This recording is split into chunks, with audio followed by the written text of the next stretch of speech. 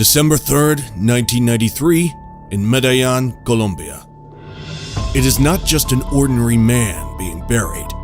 He is the most powerful drug lord of all time. Some called him Robin Hood, while others, a terrorist and drug lord.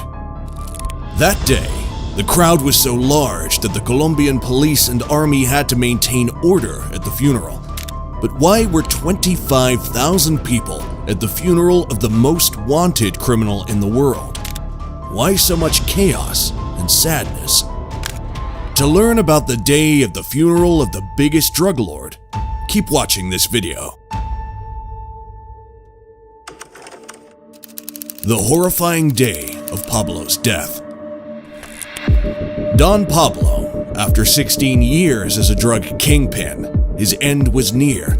He was on the run from everyone, from the Colombian American government to the rivals of the cartels, and everyone wanted him. But there was a big problem. No one knew where he was. But the CIA already had Pablo's family under control, and they were waiting for Pablo's fatal mistake.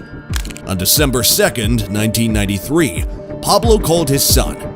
Pablo knew this was a risk, but perhaps he saw that it was over, and he wanted to hear from his son one last time.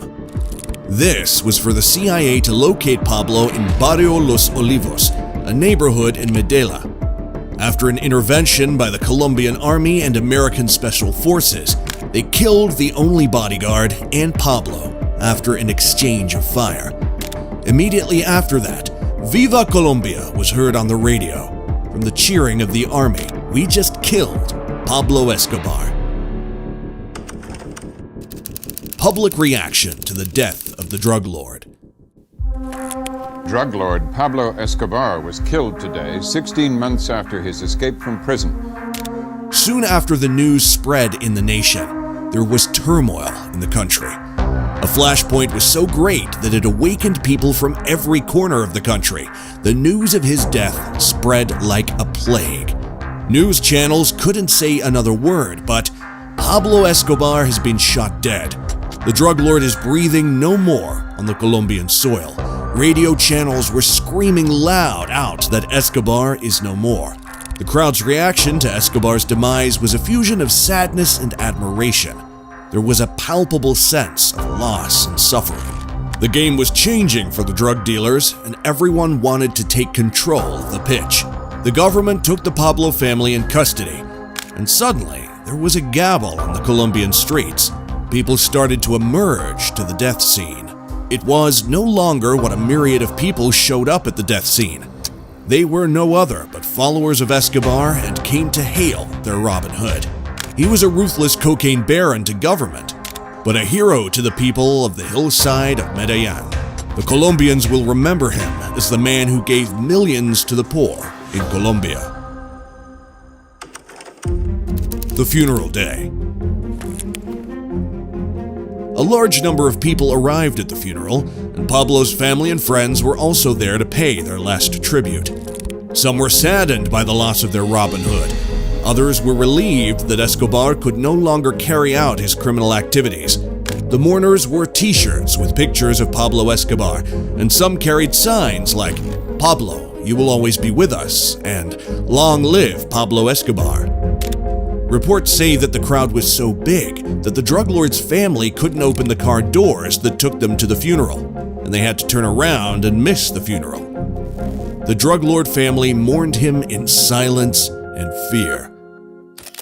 The death of Pablo Escobar had a major effect on his family and friends, who were not only grieving his loss, but also feeling the effects of the media spotlight that surrounded the news of his death. After he died, his body was taken to a local morgue in Medellin, Colombia. After paying their respects to the fallen drug lord, Escobar's family fled the scene as reporters and their enemies surrounded the funeral. The funeral was held at the Jardines Montesacro Cemetery in Medellin 2 days after his death. Thousands mourned that horrifying day, saying their last goodbyes. The authorities tried to maintain order, but they couldn't stop those outraged mourners. After stopping the crowd, they fought back and went to the funeral. But the burial was carried out with such urgency that the priest tried to say some prayers but eventually couldn't perform them due to the push and pressure from the crowd. His family faced many problems: fear of the enemy, pressure from the government, and accusations from the reporters. It was one hell of a day. When the reporters ambushed the family, Escobar's son uttered in anguish, "We are just going through a lot and trying to make our lives normal. For my mother, my sister Manuela, and me, the past 24 hours had been the most intense hours of our lives. Not only did we have to deal with the terrible pain of losing the family head in such a violent way, but the funeral was even worse. This day changed so much. Some lost their family head, some lost their hero, while others got rid of the most notorious criminal on earth." What do Colombians think of the legend? Pablo Escobar was a controversial and polarizing figure in Colombia. People there have different ideas about it. Some admire Escobar as a Robin Hood-like figure who used his power and wealth to help the underprivileged and oppressed of his community. Some Colombians despise him for being a violent and immoral drug dealer who was involved in criminal activities. Many of the Colombians say that Pablo is a black story for the country, like Hitler for the Germans. Some say Colombian passports are looked at the airport more than necessary because of the name of the country, and this irritates them.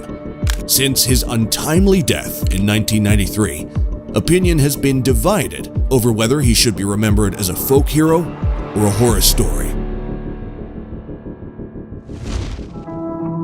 What do you think? Does Pablo Escobar deserve so much attention even today? Write to us in the comments.